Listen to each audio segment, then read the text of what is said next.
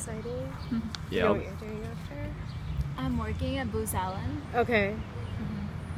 How about you? That's really cool. So I'll be finishing up like my bachelor's of finance this year, and then I guess next year I'll be doing like master's finance. Oh, you're going straight into the master's. Yeah. Well, it's like a 4+1 type deal. Okay. Yeah, so it's kind of cool. That's very cool. Okay, so you keep one and I keep one? Thank you. Yeah.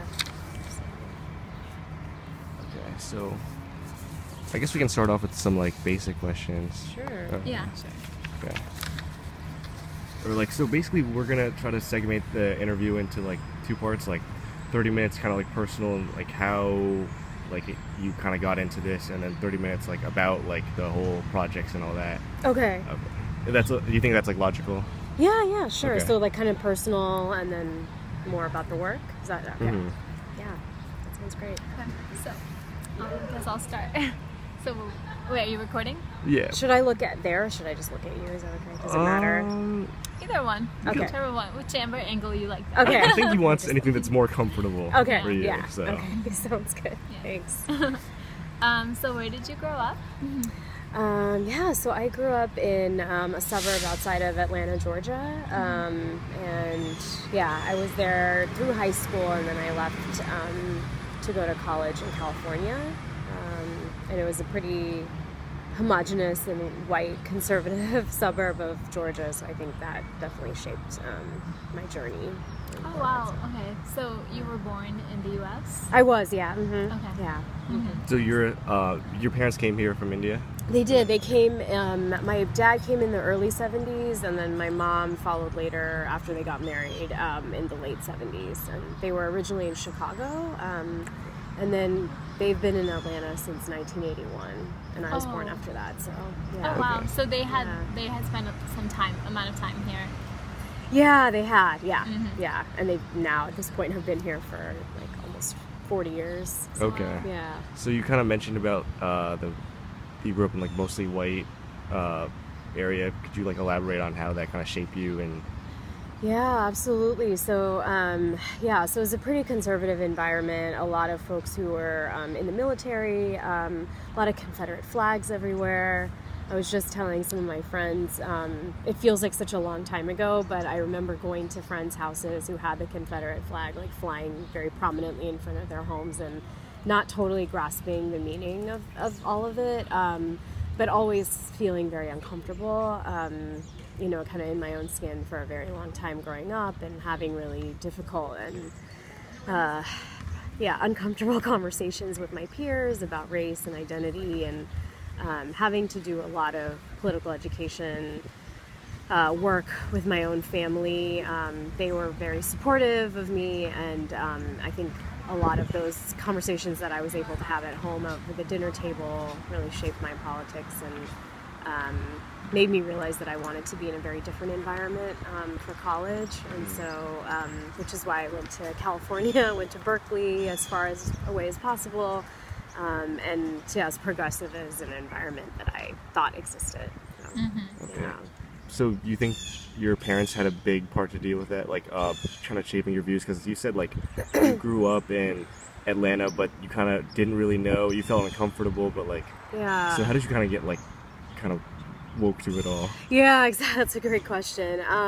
I think I was just, so much of it was around discomfort and not fitting in and feeling excluded or ignored in some ways. And so it was really hard for me to find the language for that. I think a lot, like you kind of highlighted, the conversations at home with my family helped me like realize that we were different and that was a good thing, and that our political ideologies were very far left of everyone surrounding us, and that your also parents was a as good well? thing. Yeah, my parents Okay. are very left too, which was always great, I think, for me, and helped me find this career, which I can talk about later too. But and so it wasn't until I was placed in an ethnic studies class kind of accidentally at Berkeley that I found the language to even think about what all of that discomfort growing up in Georgia really meant. So you went to Berkeley. Oh, did you have? No, go ahead. So you went to Berkeley like just to get away, but you didn't really have an idea of what you wanted to do? Yeah, a little bit. Like I knew my dad was a college professor, is still a college professor, and so we were given the opportunity through his sabbatical when we were all young kids to experience living in California for 1 year when I was in 4th grade. And so ever since then, I think I knew I wanted to come back to California for college because that year, even though I was very young, was such a great experience and so different from all the other years of growing up in Georgia. And so I didn't totally have a sense of what I wanted to major in at Berkeley, but I knew that it was, had a history of the free speech movement and campus activism, anti-war activities. And so I knew that I wanted to be in an environment like that. So. Yeah. Was Berkeley like what you imagined it to be? It was and it wasn't. It was definitely an amazing environment, especially being an ethnic studies major and being able to combine activism and scholarship was an incredible opportunity. But then I also realized that there were so many conservative and corporate elements of university life that don't escape even Berkeley. Like Cal Republicans was one of the biggest groups on campus.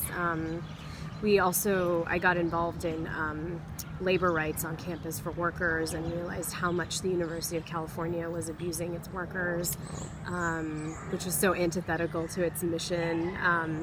At the time, affirmative action had just been banned in the late 90s, and I was there in the early 2000s, and so there was a huge campaign to reverse the ban on affirmative action in California, and the UC system had a huge role to play in making sure that ban stayed in place. And so realizing that there were sort of these bureaucratic elements of university life that don't, that even apply to Berkeley and that we were fighting against. So did you feel like a gap with the way because your parents grew up in India, right? Yeah. Did you feel any sort of gap between that and your own personal experiences? Yeah, that's a really good question. I definitely think there was or is still a cultural gap, I think, between the generation that immigrates and then those of us who are born here. And I was really surprised politically that my parents tended to be much more progressive than I saw with a lot of my other peers who are South Asian. So I've always felt very fortunate with that. I think, of course, culturally there are still gaps around, dating and so many other parts of our lives that are often can be dictated by cultural norms that are different. But our parents were always very open to having those conversations with us, and so that's been, I think, a big part of my own development. Would you say that's like the norm for first generation Southeastern parents to be more progressive, or do you think that was just unique for your parents and then kind of for you? Yeah, that's a really good question. I mean, the more I have interacted with more and more South Asian Americans, especially through this job in the last few years, it seems like that may not be the norm, unfortunately. It seems like there's a lot of some of the more traditional stereotypes that you hear about pushing your children into certain professions and majors and maybe not being as sort of politically progressive or left. But there's also so many exceptions. I've seen a lot of folks, especially after what happened with the Indian grandfather who was beaten in Alabama, Suresh Bhai Patel. A lot of parents in my generation as South Asians were coming out and talking about racism and police brutality, and which was really inspiring and amazing to see that. So it's really hard to generalize, but there's some, just really interesting stories out there, I think. Well, just for my own understanding, so you mentioned the Indian grandfather and your own upbringing in Atlanta, Georgia. So is there a big Southeastern population of immigrants and their children in that kind of region, the American South and all that? Yeah, that's a great question. We a report that we just put out earlier this year called Power, Pain, Potential talks about the increase in hate violence against South Asians. But one of the pieces we really wanted to highlight was the demographic growth of the community, especially since just the year 2000.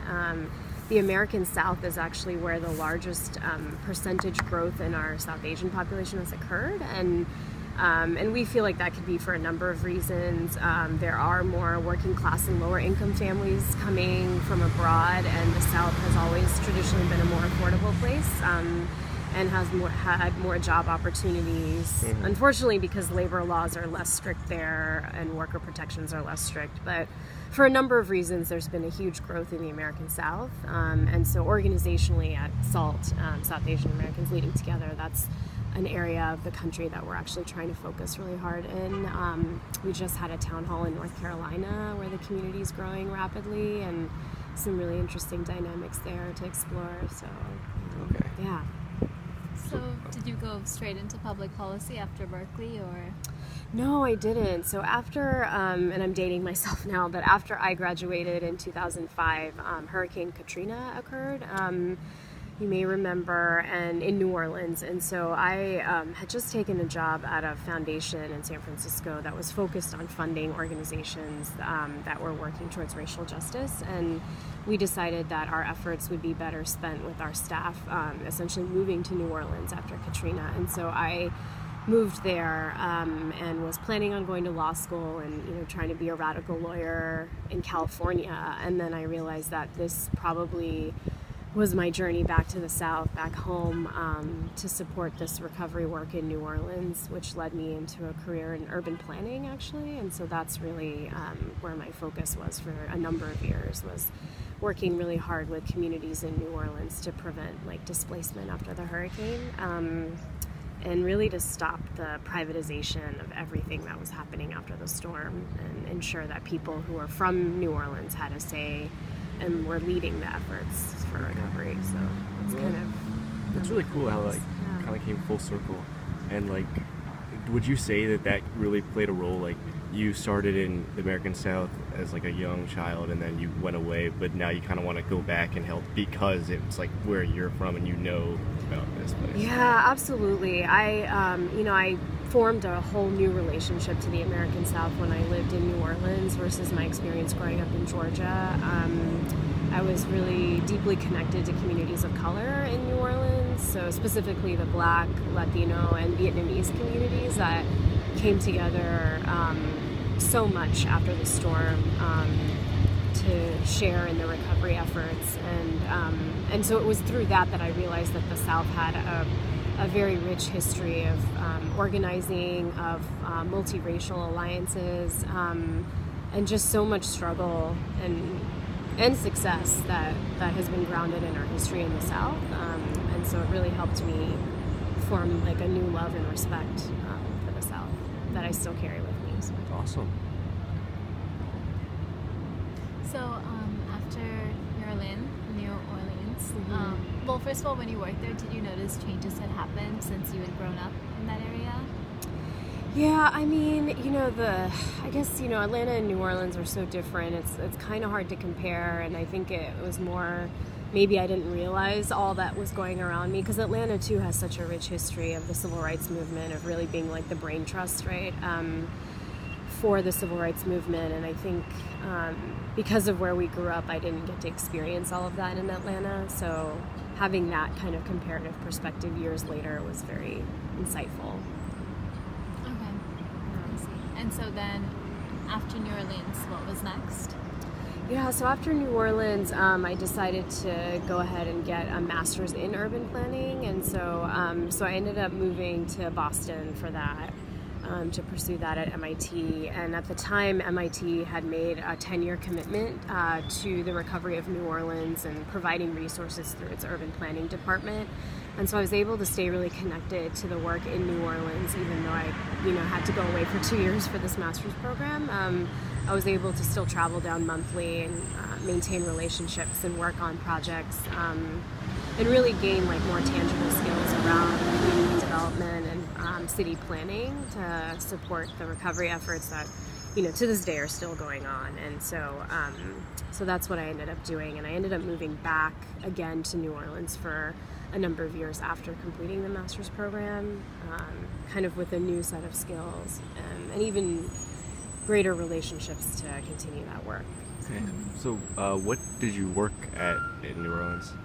Yeah, so directly after I finished my master's program, I worked a lot on supporting what they call as disadvantaged business enterprises, DBEs, that are generally people of color-owned businesses and ensuring that they were getting contracts in the recovery efforts. So there was a lot of money going down to New Orleans from the federal government for recovery projects, but most of it was going to white-owned companies or companies that actually weren't even based in the area. And so part of my work was ensuring that these smaller business enterprises had opportunities for these federal contracts. And so I did that for quite some time. And then I moved on to Neighborhoods Partnership Network, which was a coalition organization that brought all of the neighborhood associations together after the storm to be able to have a say in how that money was being used in their communities and ensuring that the communities that were the hardest hit by the hurricane were getting the resources that they were promised. So a lot of my work was that in the later part. So why was it that all these white-owned big businesses got all the money first? Yeah, so I think they just have generally higher profiles, more access to government agencies that are putting out these contracts. And so part of our work was ensuring that when these opportunities were being advertised, that they were actually, being targeted to minority-owned businesses. And unfortunately, just like every other kind of institution in this country, right. There's just a bias towards these companies that have been able to make more money, access more contracts, and have these relationships. And so it was really about trying to deconstruct some of that and make sure that minority-owned businesses were getting those opportunities too. Mm-hmm. Okay. So what was MIT like? MIT was really interesting. I had never gone, all my life I had gone to public schools, and so to be at a private institution was a very different experience. So many resources, pretty much any idea you had, you were able to get funding and support to see it through. So it was really great to be able to do a lot of work in New Orleans. And I also had the opportunity to work in Peru after they had a devastating earthquake in 2007 there, and also in India after the tsunami. So doing some comparative post-disaster recovery work really helped me think about the New Orleans work in a different way. And so I'm really grateful to MIT for that opportunity to do some of that comparative research and work in the field and abroad. And then also to be able to have the resources to support organizations in New Orleans. So yeah, it was a really great, enriching experience. Where'd you go abroad?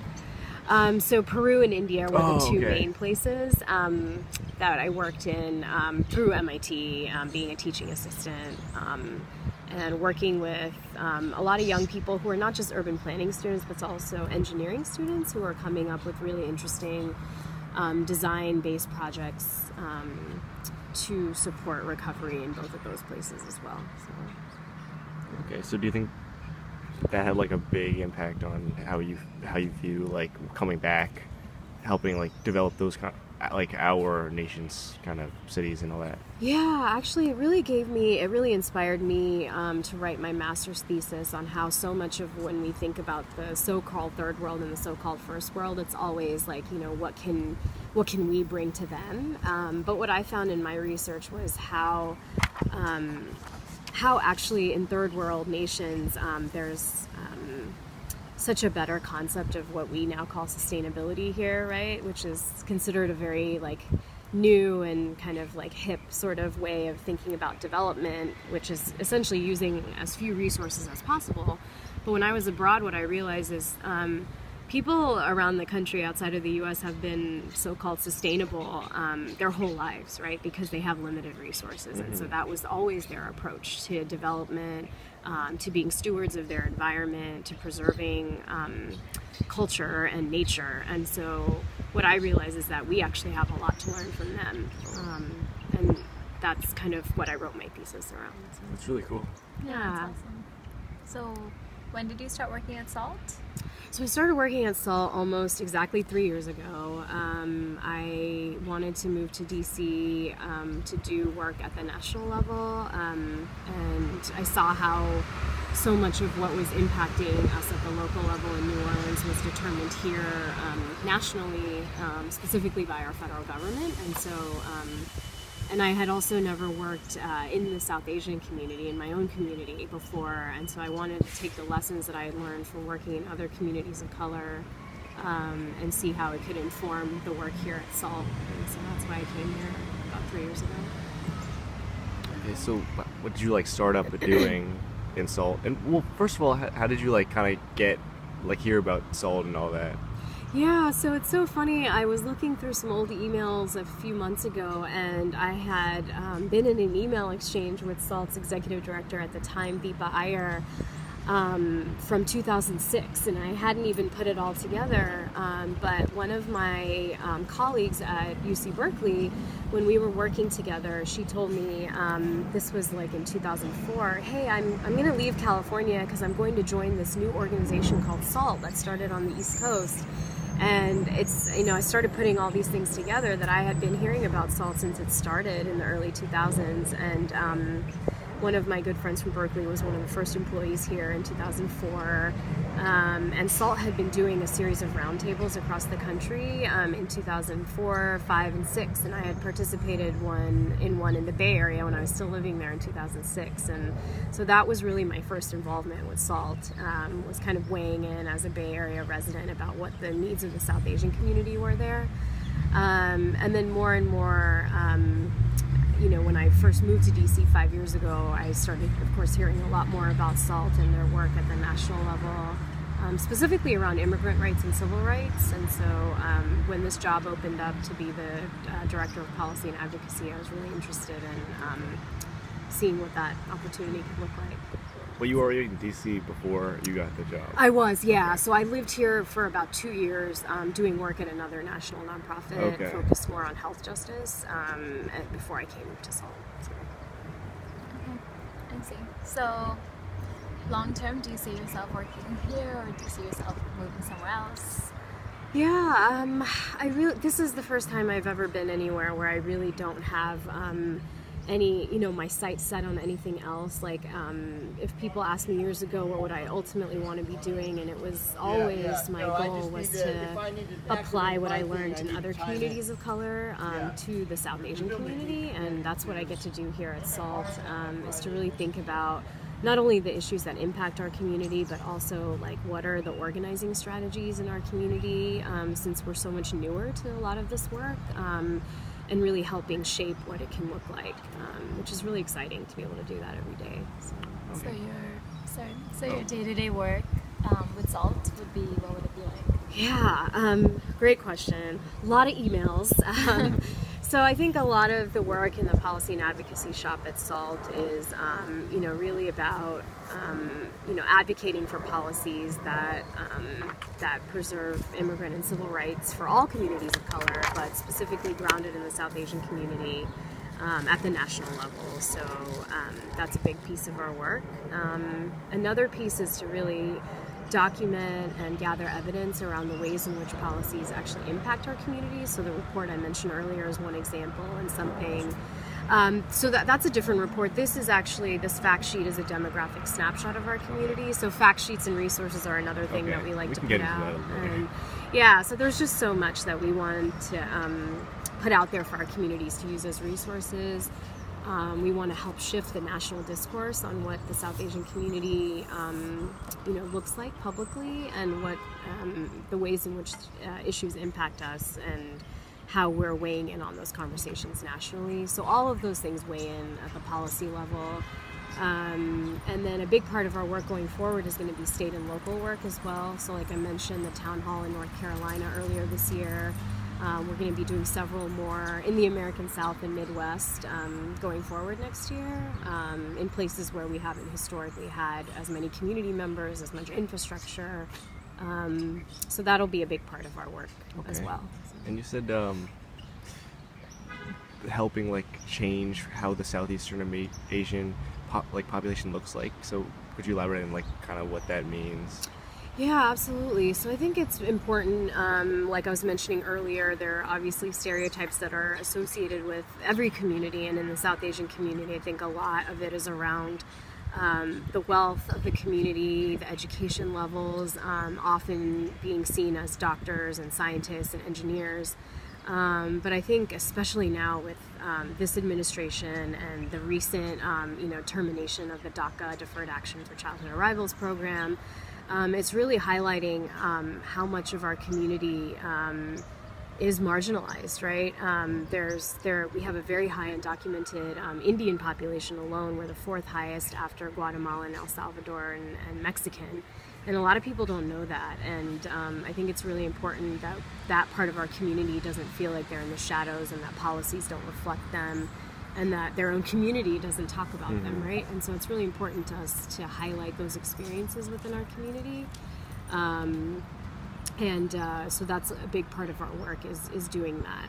Not only advocating for those policies, but also ensuring that our own community is doing its own political education to understand that we're so diverse and varied across religion and country of origin and economic status and immigration status. Okay. Yeah. So how would you say like that's kind of progressing since you got here? Yeah, so 3 years is such a short time Right, in movement building work, and so I would say some explicit examples are we have shifted our mission as an organization starting this year to very much specifically focus on racial justice.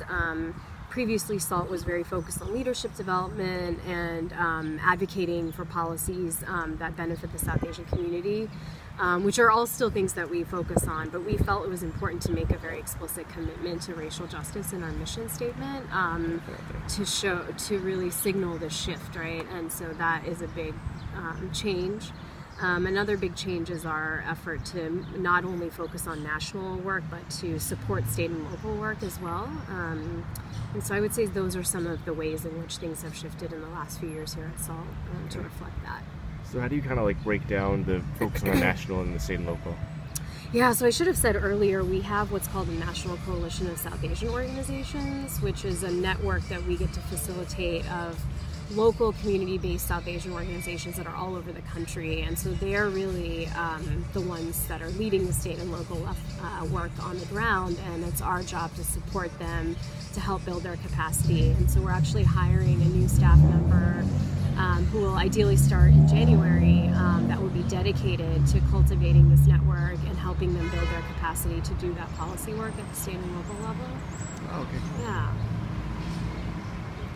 So while reading about, SALT and a little bit about your work, I read about the Praxis Project. Yeah. So can you tell us about that? Yeah, so that was my job before I came to SALT, where I worked for about 2.5 years on health justice. And that organization, Praxis, really means the combination of practice and theory and really putting that into action. And so that's what the organization represented, and we similar model to SALT, where we had local and state organizations that we worked with and supported to move health justice campaigns at that level. And our kind of premise at Praxis was that racial justice is at the root of health inequity, right? And so that if we can fix or at least begin to address racial disparities, then we can actually get to those health outcomes that we want to fix in communities of color, right? Where we're seeing higher levels of heart disease and diabetes and food scarcity, obesity, all of these issues we felt could be addressed by thinking about the root cause of racial injustice. And so that was kind of the framework. And a lot of the theory and framework that I learned from Praxis is what I bring to SALT. It really helped me think about, at the national level, what does it look like to advance policies that address racial injustice. And so that work, I think, has given me a really solid foundation to do the work that I do now at SALT. So what do you feel like, out of all the places, because you worked in a lot of different places, which one did you feel like was the most rewarding? Yeah, that's always a tough question, because this job is incredibly rewarding. I think to work in your own community is a very special privilege to be able to do that every day.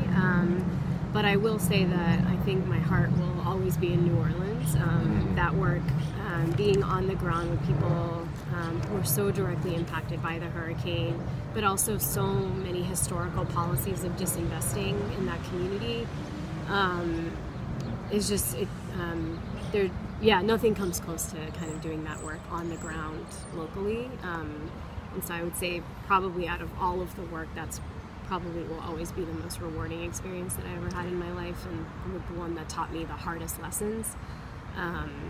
So yeah, Okay. yeah, kind of both. So I'm just like pretty amazed because the hurricane happened like 04, 05, Yeah. and then it's still like kind of affecting communities and all that. Yeah. So how do you think that, do you have like a kind of like a timeline maybe that it might be kind of like everything's fixed up, because there's like so many hurricanes that's devastated all these communities and all that too, so. Yeah, I think one of the most important lessons that I learned doing kind of post-disaster recovery work is that often disasters uncover what's already been there historically.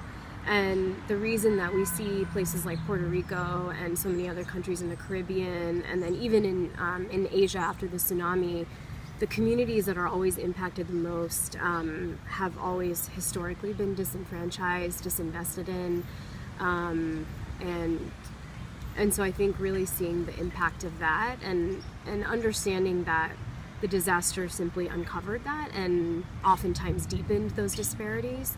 And so I think to really recover is to get to the root cause of that injustice, which is going to take a really long time. And unfortunately in New Orleans, what we're seeing is, I can't tell you how many times I heard people call it a blank slate, right? An opportunity for people to come and test out their ideas and use it as basically a lab for their experiments. And the problem with doing that is that the cost of those experiments is often always on the lowest income people of color, and in New Orleans that has been at the expense of the working class and Black community.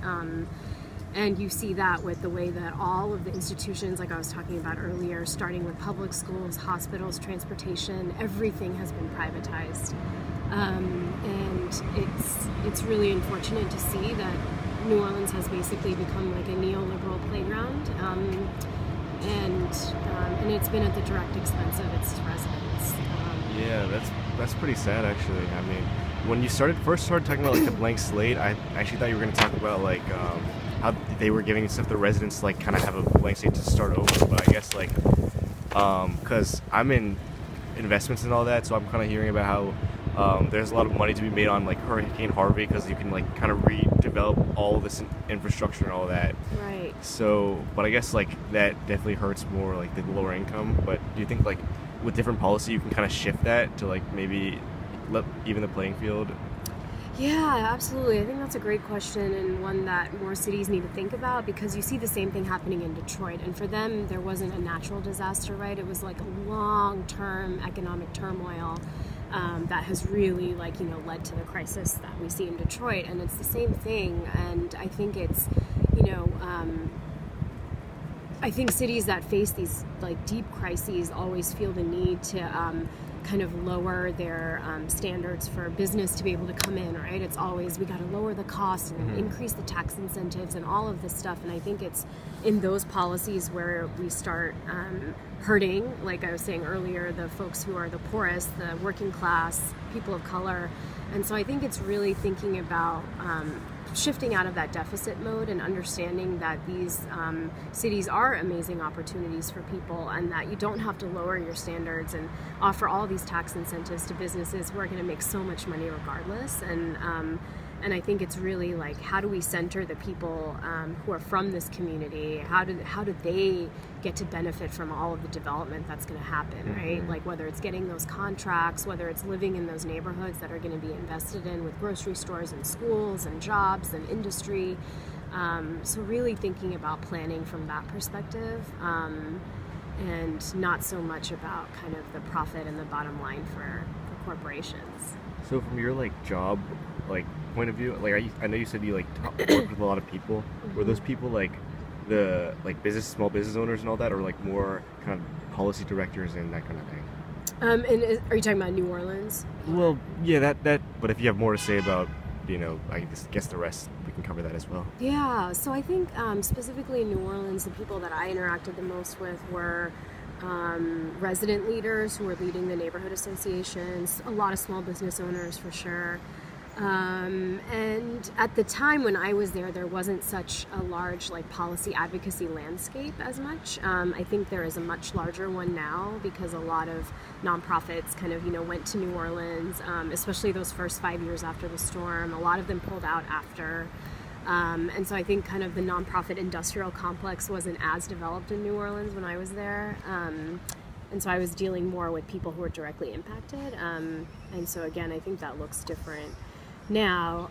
In my job here at SALT, most of my work is with other advocates who are in similar positions, who are working at the national level but have relationships at the local level. But often it's, those of us who are here, as well as people who are in government agencies, who are the staff for members of Congress. These are the people that I like dialogue with the most in this job. So it's a little bit different. Okay, but yeah, but the organization as a whole, like, I guess for SALT, like you just said, you're trying to hire a local person to work with local, and then like in New Orleans, there's a lot of local people.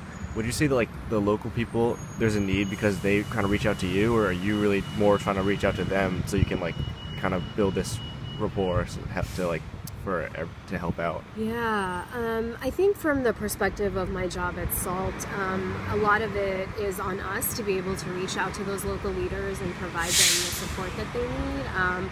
Often they also come to us to ask for resources or any kind of intelligence of what we're hearing here at the federal level, and that's definitely our responsibility to provide that.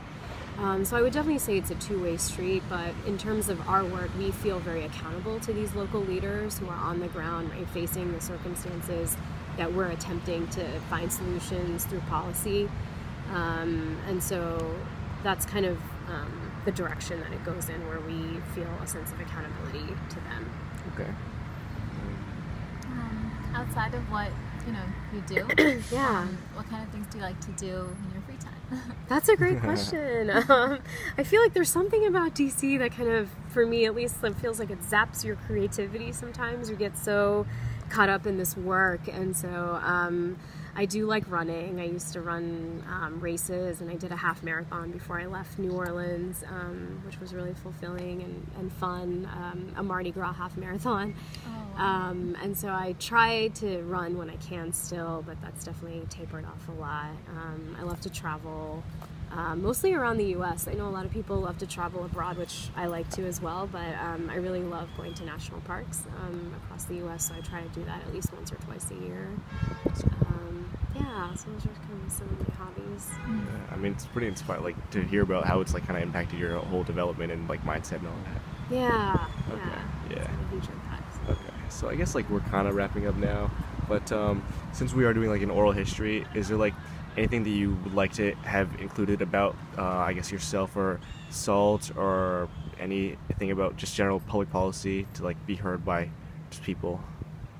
Yeah, I mean, I guess one of the big lessons, at least for 2017 for me, has been, this particular, Trump administration has been so challenging and so just so visceral for so many of our communities to deal with the reality of this presidency. And I think it's easy to get caught up in, if we get him impeached, then everything will be solved. And I really caution against that, because I think, historically our nation was founded, unfortunately, on the enslavement of African people and indigenous genocide, right? That's our country's history, and everything that has come since then, because we've never given reparations to either of those communities, has been built on their labor and their oppression. And so I think it's so important to remember that, and that this isn't about Donald Trump or his presidency or the next 4 years, or even, God forbid, the next 8 years of his leadership. This is really about looking at our deeply historical injustices as a country and figuring out how, as communities of color, we can support each other on working toward mending those injustices and just having a very different future where it really doesn't matter who the president is, that our work continues, and that we don't stop for anyone. Well, okay. I think that's good.